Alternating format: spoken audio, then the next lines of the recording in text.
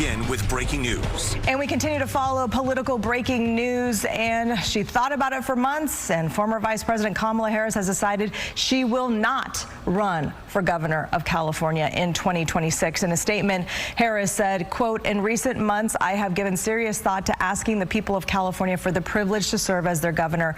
I love this state, its people, and its promise. It is my home.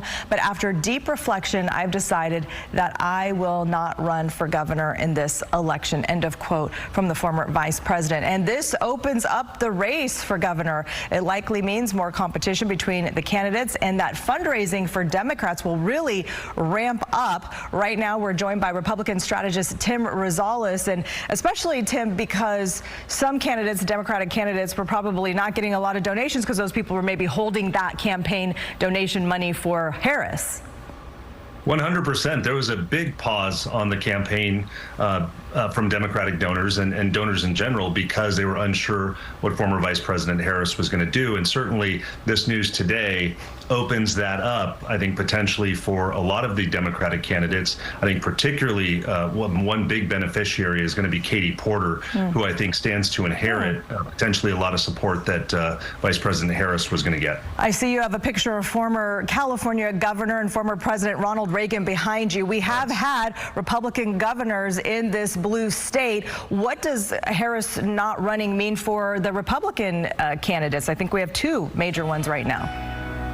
Certainly, I think, they are going to, go ahead and continue their campaign. But I think the problem for Republicans is that it takes away Vice President Harris kind of moving out of the race, takes away kind of the biggest boogeyman that Republicans had, very notable boogeyman that the Republicans had. And so now Republicans are going to, again, refocus on Gavin Newsom, refocus on some of the issue problems that have been plaguing the state for the last 8 years under Newsom, or 7 years under Governor Newsom, from their perspective. But really for them, I think that they were anticipating and maybe even hopeful of running against Vice President Harris just because of that baggage she brings and kind of the motivation that it gives to Republicans and maybe center-right independents to turn out and vote. Well, yeah, I mean, it gives you just one big target as opposed to having 6 to 8 different targets. And of course, the campaign against her would pretty much write itself for some of these Republican candidates. And now they're really going to have to focus on, a handful of Democratic candidates. Who do you think will be the top Democratic candidates that will become the target for? We're talking mostly about Chad Bianco and Steve Hilton, who are Republicans running for governor.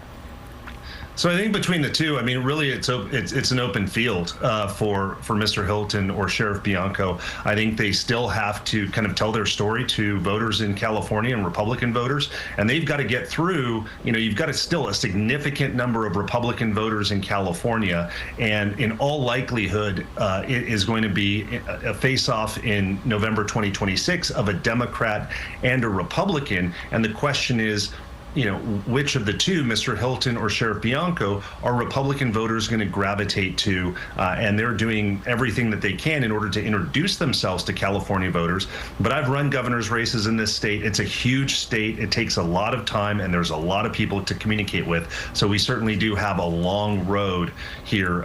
But the campaign really today is just kicking off, given the news of Vice President Harris not running. Yeah, that's really going to kick things into high gear for the Democratic candidates and for all the fundraising.